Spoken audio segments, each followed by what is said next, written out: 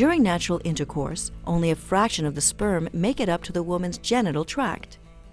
Intrauterine insemination, or IUI, is a fertility-enhancing procedure in which washed or concentrated sperm are placed directly into the uterus at the time of ovulation. Intrauterine insemination increases the number of sperm in the uterus and fallopian tubes, where fertilization takes place. IUI is a relatively simple procedure that involves passing a fine, soft, flexible catheter through the woman's vagina and cervix into her uterus. This process might require fertility drugs or may be done without medication. IUI can be done with your partner's sperm or with commercially purchased donor sperm. There are generally 4 phases to an IUI cycle: a stimulation or monitoring phase, ovulation, insemination, and a luteal phase. We'll go into each of these in detail. Stimulation of ovulation for IUI usually starts on day 2 to 5 of your menstrual cycle. Fertility pills are taken orally and are prescribed for 5 consecutive days. Most women do not report side effects from taking fertility pills, but those who do may have headaches, hot flashes, breast tenderness, visual disturbances, abdominal discomfort, and/or nausea. The main risk of fertility pills is multiple pregnancy. If fertility pills are not effective, injections of gonadotropins may be necessary.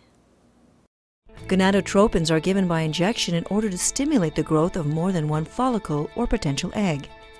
These injections will be daily for approximately 7 to 12 days.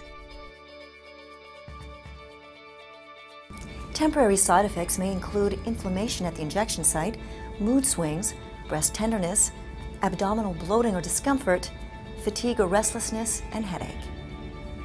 Blood tests, which monitor your estradiol and luteinizing hormone, or LH, and ultrasounds are done to monitor your response to the medication. This will determine when the follicles are mature and ready to ovulate. Ultrasounds are also done to minimize the risk of overstimulation of the ovaries and multiple births. Blood work will determine when you are ready to ovulate. If you don't ovulate naturally, a hormone called HCG will be given. Ovulation usually occurs 36 to 48 hours after this final injection. On the morning of your insemination, a semen sample is prepared by our laboratory. Millions of concentrated sperm are then passed through your cervix into the uterus using a catheter. The procedure takes only a few minutes and is relatively painless. The luteal phase is the 2-week waiting period between the insemination and the pregnancy test.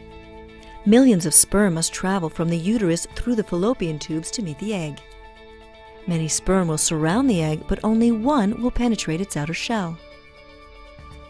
Cell division will occur as the fertilized egg travels down the fallopian tube back to the uterus. Approximately 1 week after fertilization, it will embed itself into the thickened wall of the uterus, a process called implantation.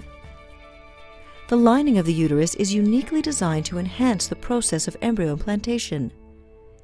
Special secretions of nutrients assist the embryo in the process of continuing development, attaching to the uterine wall, and developing the placental cells. The embryo is now safely housed within the walls of the uterus.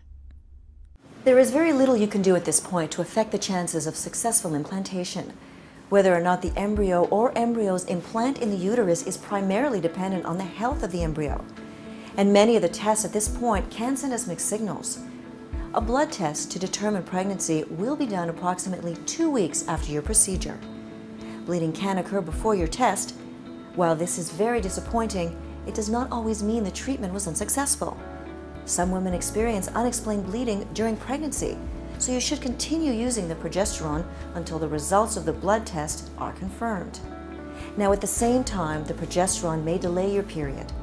This does not necessarily mean you are pregnant, so there can be a fair bit of uncertain waiting at this point. Your best bet is to keep your eye on the ultimate goal and not to get caught up in uncertainties of these tests. Eventually, if the pregnancy test is conclusively positive, you will continue to take progesterone supplements. If it is negative, you will stop the progesterone. It is recommended that you take a break before resuming treatment. If the pregnancy test is positive, an ultrasound will be arranged for about 3 weeks later. This will confirm the location of the pregnancy in the uterus and determine whether it is a single or multiple pregnancy. And a heartbeat should be seen at this point.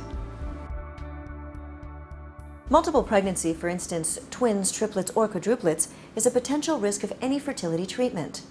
Multiple pregnancies carry a higher risk of premature delivery and miscarriage. Therefore, every attempt is made to avoid them. If your doctor discovers that you've produced many follicles, it may be necessary to cancel your cycle. Your doctor will discuss the situation with you if it arises, and other options will be explored.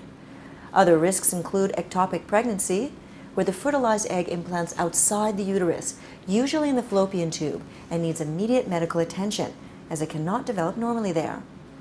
In less than 2% of cases, ovarian hyperstimulation syndrome develops. In OHSS, the ovaries become enlarged, and extra fluid can accumulate in the abdomen, and there is a slight risk of developing blood clots. This complication requires rest, close monitoring, and may require hospitalization for intravenous fluids or the drainage of the abdominal cavity. As with all fertility treatments, the first time might not work. If your ovaries are not responding to the medication, your doctor will likely suggest stopping that cycle and trying a new protocol.